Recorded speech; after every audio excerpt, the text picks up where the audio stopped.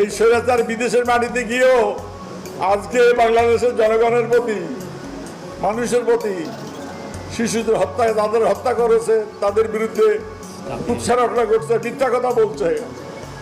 এই বেঈমান বিশ্বাসঘাতক মির্জাফর, যা তাদের বিরুদ্ধে আমাদের স্বাধীনতা সার্বভৌমত্ব যদি রক্ষা করতে হয় তাহলে জাতিকে ঐক্যবদ্ধ থাকতে হবে। মনে রাখবেন, ছাত্র, শ্রমিক, জনতা, পেশাজীবী,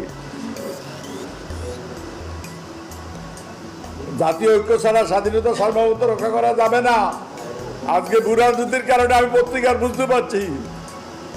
আমি জার্মানিতে থাকা অবস্থায় আমি বন্দী অবস্থায় ছিলাম, তখন পড়েছিলাম যে জার্মানিতে একটা দেশ, সেটা সমাজতান্ত্রিক দেশ না। তারা কি কারণে 18 বছরের উপরে ছেলে মেয়েদের বাধ্যতামূলক সামরিক ট্রেনিং দিয়েছে। তাদের দেশ দখল করার কেউ ছিল না।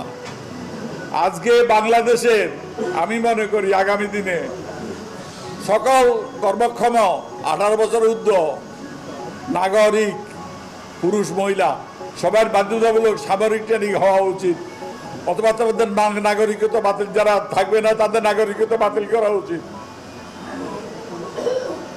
আমরা বহু বছর ধরে এই স্বৈর শাসনের বিরুদ্ধে, উপনিবেশ শাসন ব্যবস্থার বিরুদ্ধে সংগ্রাম করে আসছি।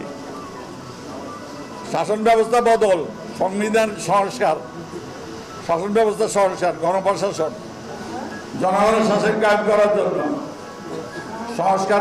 এই যারা রক্ত দিয়েছে, যে শিশুরা যাদের লাশ পড়িয়ে দিয়েছে, যাদের বৃদ্ধ লাশের উপর গুলি চালিয়েছে, তারা কি রক্ত দিয়েছে নির্বাচনের জন্য?